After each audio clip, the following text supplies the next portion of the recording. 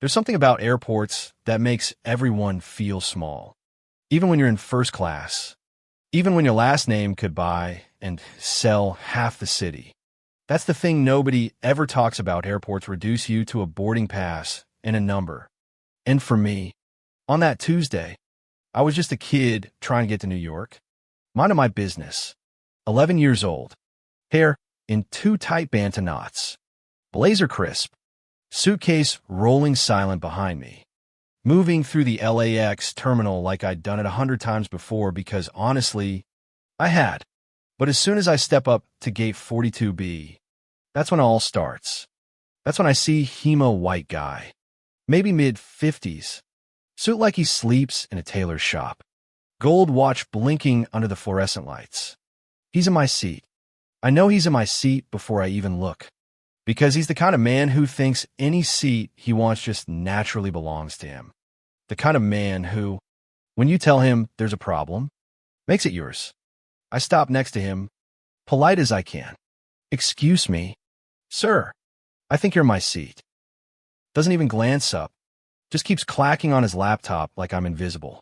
No, I'm not, he says, voice flat, bored, not even giving me the dignity of a look. I show him my boarding pass. I have 2A. Sir, that's what it says. Now he looks up, pale blue eyes flicking over my face.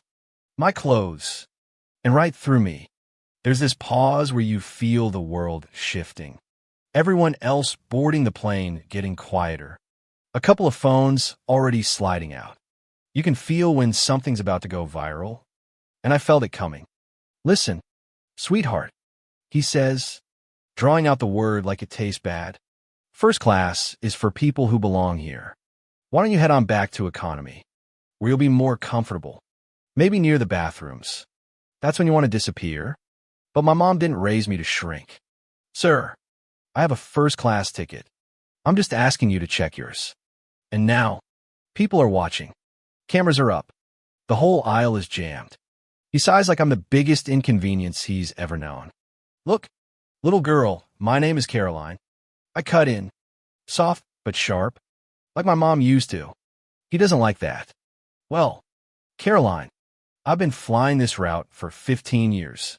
Platinum member. Always first class. I know where I'm supposed to be. I keep my tone steady. Then it should be easy to show your boarding pass. He bristles. Colors a bit. I don't have to show you anything. That's when a flight attendant comes over Brenda. Her name tag says, and she's got this smile that doesn't touch her eyes. What's going on here? The man jumps in. This child says I'm in her seat. I tried to explain probably just a mix-up with her ticket, meant for economy, but she won't let it go. Brenda looks at me. Sweetheart, can I see your pass? I hand her my phone. She glances, sees 2A, then turns back to the man. Sir, may I see yours? He waves a hand at the overhead bin. It's in my briefcase. This is ridiculous. You're seriously taking the word of a child? His voice is rising, drawing eyes, and a woman in row 3 is already pulling out her phone. An old man across the aisle leans forward, watching. Now the whole cabin is frozen, waiting. Sir, I say, I can read. My ticket says 2A. I just want to sit where I'm supposed to. He gives me this sneer, voice low and bitter. Maybe you got this seat from some scholarship or diversity initiative. But people like me, we belong here. This is where important people sit. You don't belong here. That's when the whole cabin goes silent. Even Brenda flinches. I feel my mom's voice in my head and let them make you small. Baby, stand tall. I press the call button myself. Another flight attendant comes, James. Kind eyes, calm voice. Miss, may I see your boarding pass? I hand it over. 2A. First class. He turns to the man. Sir, yours? The man blusters. Dodges. I don't have to prove anything. James doesn't blink. All passengers must be in their assigned seats. Please show your boarding pass. Finally, red-faced, he digs through his briefcase, slamming it around like he's rooting for lost treasure. He pulls out a crumpled slip, reads it, and his face drains. My seat is 5C. The cabin erupts. Oh my God. Did you hear what he said? People are whispering, some laughing, some just shaking their heads. James turns to me, apologizes. Would you like to take your seat now? Yes, please. But the man doesn't move, just stands there, shaking, rage bubbling up. James tells him again, move to your assigned seat. Now Brenda looks sick. The whole crew is thrown off. As I finally sit, I hear the man mutter, you'll regret this. I'll have you all fired. But nobody's listening. For a moment, I think it's over. But then Brenda and another flight attendant come back with the head attendant. Margaret, face carved from stone. Miss Williams. She says, there's been a complaint filed against you. Mr. Henderson says you were verbally aggressive and made him feel unsafe. Unsafe. I look around. The people who watched it all unfold, now speaking up.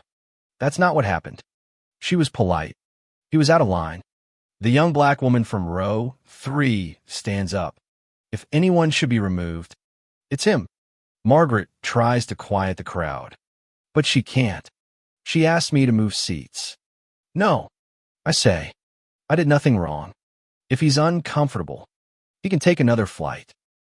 Margaret's face hardens, but she hesitates when I mention my father, David Williams, CEO of Williams Technologies. Recognition hits like a thunderclap. Would you like his number?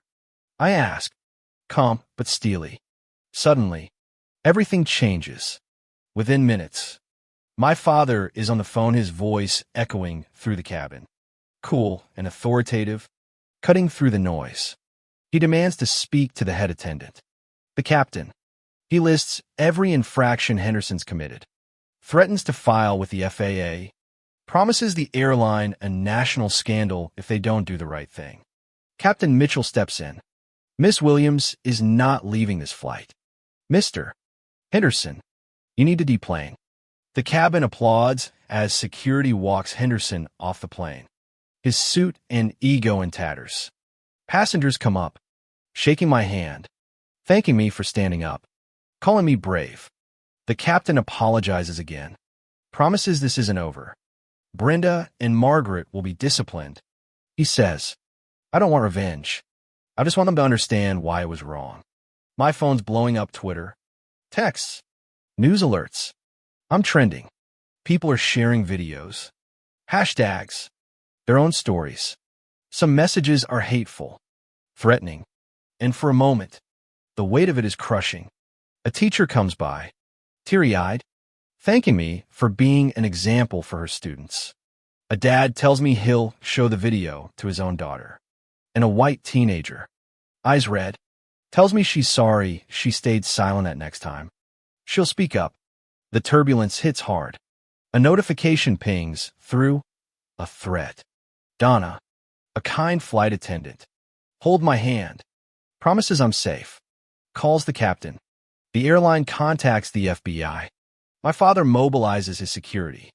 For the rest of the flight, I sit quietly, surrounded by kindness and fear in equal measure, wondering if standing up was worth all this exposure.